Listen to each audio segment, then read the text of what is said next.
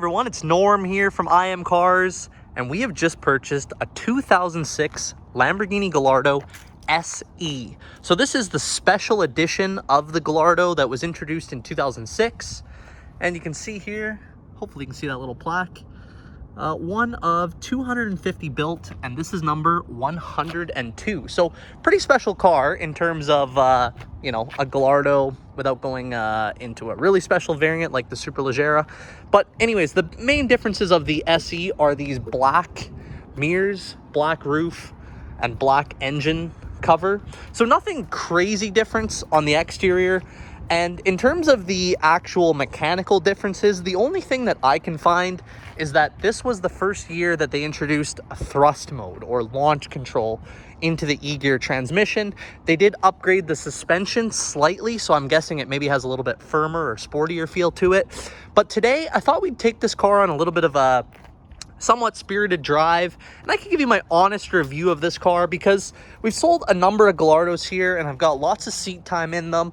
So I know them quite well, and I thought I'd be able to give you guys my honest review of what a Gallardo drives like and how it is living with it. So why don't we climb on board and we'll go for a little drive. All right.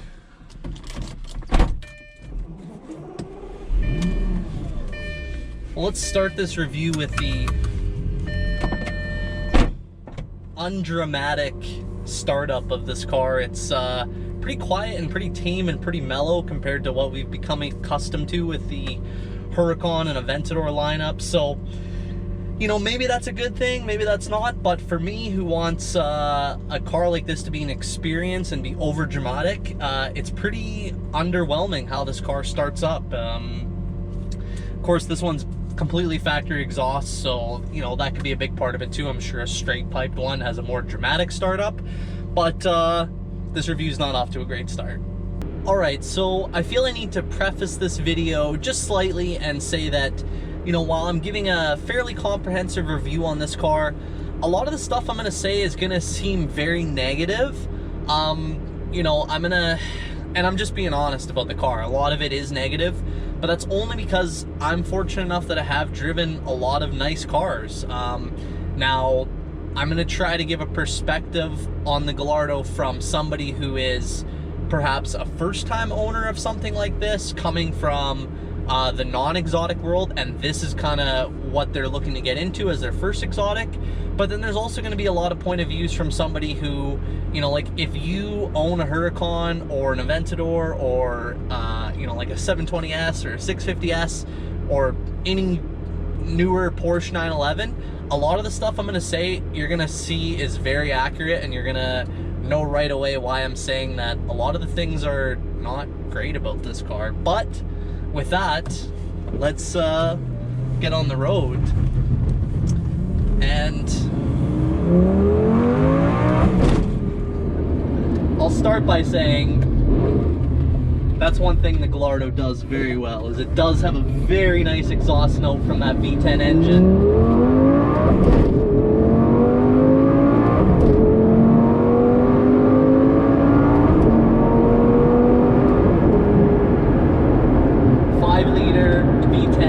Naturally aspirated, produces 500 horsepower and I believe somewhere around 390 torque, and it does sound very good. So this first generation V10, I gotta say, the sound is just right. So one of the downsides of the Gallardo that a lot of people hate on for is the transmission. This early E-gear transmission today does feel very dated. It's very slow and it has very rough and aggressive shifts. I'm not the biggest fan of it, but I'm also not a hater of it. Like, if you drive this and you drive a Huracan, they're very different. A Huracan is a DCT transmission. It's very smooth, it's very effortless. Upshifts feel good and crisp, downshifts feel good and crisp. And this is more just raw and aggressive and jerky, which sort of adds to the character of the car. again, if you're coming into this as a first-time exotic, and you know you're trying to spend somewhere in that, let's just say 100 to 120 for a price range, I mean, it's a cool car, and you're gonna like the shifts, and you're gonna like how they feel. But it's, again, one of those things where if you get out of this car and you start driving a Huracan or an Aventador or any newer McLaren, you're gonna know exactly what I'm saying and say, yeah, this is not a great transmission. It's more just that it almost feels brittle. It feels like it's gonna break. Not as bad as like the early Ferraris, like the 360s and 355s, but it's just not great. But adds to the character of the car. Now, in terms of performance, the Gallardo is no slouch. 0 to 60 in 3.8, 3.9 seconds, so not slow, definitely not the fastest car by today's standards, but I mean,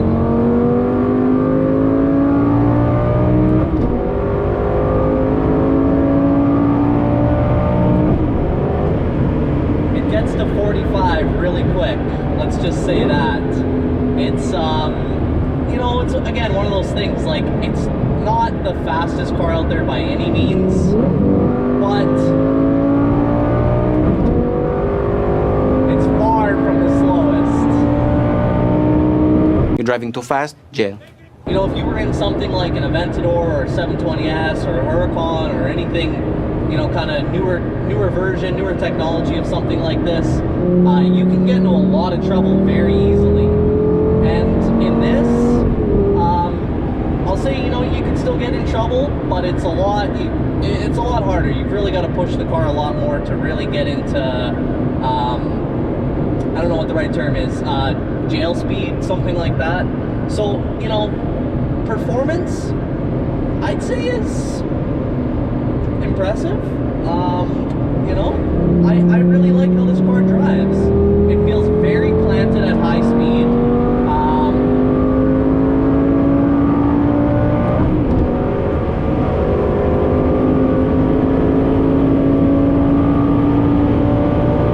Almost like the faster you go in this car, the better it feels, the better it handles. It doesn't feel floaty, it doesn't feel flaky, the brakes are solid, and that's something that is very impressive on, you know, a car that's coming up on 20 years old now, to still feel that way and feel very planted and very secure and comfortable to drive. And I think that, you know, is a big appeal of something like this compared to, you know, even if you get in like a newer Corvette or like a Mustang Shelby, you know, if you go to a high rate of speed on a track or whatever, it doesn't feel like this. It feels floaty and not as planted for sure. All right, I'm gonna give you guys a full acceleration here from stop.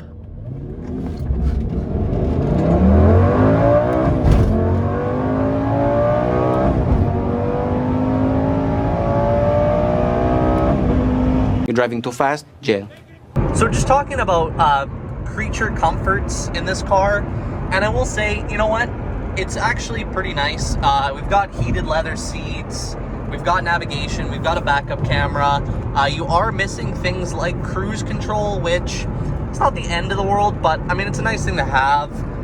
You can drive the car in fully automatic as opposed to using the paddles, but that does, I'd say, decrease the excitement of the drive, as well as decrease your expected clutch life. So, you know, at the time, this was a very nice car. They brought a lot of Audi technology into it from the early 2000s. By today's standards, it definitely is dated. But again, I think, you know, that's almost going to add character to this car, especially as time goes on. Like, in another 10 or 20 years, I think the Gallardo will be very appreciated, especially manual transmission cars, which obviously this one isn't, but that's my thoughts on the technology and creature comforts in this car.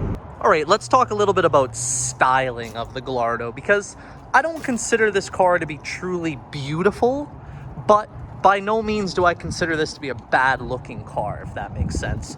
I think maybe fully this car hasn't aged and has yet to become fully appreciated in its styling, because, you know, if you look at this car and again you compare it to what a Huracan or an Aventador looks, this just looks dated. Now, I will say the upgraded LP 560 models that came out in 2009, and of course the Superleggera from 2008, I do consider those to be far better looking variants of the Gallardo.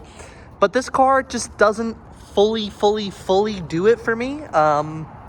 Again, and that's something that, you know, as somebody who's driven other cars that, you know, look a lot better, is part of the reason why I don't consider the styling to be beautiful. But again, to the majority of people, first-time exotic car buyers, you know, you put this car in traffic and this is definitely going to stop traffic and get most people's attention on it. But that is my personal opinion about the styling of the Gallardo. All right, the final thing I'll be talking about here is value, because that's an important factor that needs to be taken into consideration for someone looking to buy any car, really. And for the purpose of this, let's just say that a car like this traffics, again, anywhere between 100 and 125 for an early pre-LP Gallardo, depending on factors like color, mileage, transmission's a big one, and you know, service history, that sort of thing. So do I think this car is a good value? And my answer to that is yes. I do think the Gallardo, for somebody who's looking to get into their first exotic car, something that is you know, an Italian V10 sports car, I think if you can buy a well-sorted car in that range, I do think it's a good value. Now, my tips for you is don't buy the cheapest car. That's for sure. Buy a car that is well-sorted, has no issues, you know, no major accidents, nothing like that. And if you are looking at this from an investment and you truly do want a car that, you know, will go up in value, my tips to you are a couple simple things. Buy a manual transmission. That's the first thing. You will pay more. You'll be paying on the upper end of that 125. You'll probably be paying 140 to 160 depending on a few factors. But buy a manual transmission. Buy not super low mileage, but not high mileage. Buy a nice, you know, 10 to 25K car. Try to buy a Skittles color. So what I mean by that is like green, red, blue, orange, yellow. Those will hold their value much better and have better appreciation. And buy something that's well sorted, well serviced, in nice shape. Again, don't buy the cheapest car, but that's not to say you need to go buy the most expensive car. So that is my take on the value of this car. I think it represents a good value and is a great car for somebody looking to get into their first exotic and doesn't want to buy something like, you know, a 911 or 911 Turbo or a GTR. I think the Gallardo is a great car for that. All right, so that's my review of this 2006 Lamborghini Gallardo SE. Now, obviously, most of the things I've said are relevant whether you're looking at an 04 Gallardo or a 2014 Gallardo. There is quite a few changes in the 2009 LP 560 that don't necessarily apply to my review. That is a totally different car in a lot of different ways, and much better car. But for the most part, everything I've said is pretty accurate, whether you're looking at a first generation 04 or the next generation LP 560 and 570 variants. But that should do it. So I hope you guys found this video informative and enjoyed it. If you did, give it a big thumbs up. Make sure you're subscribed to the channel, and we'll catch you guys on the next one. We'll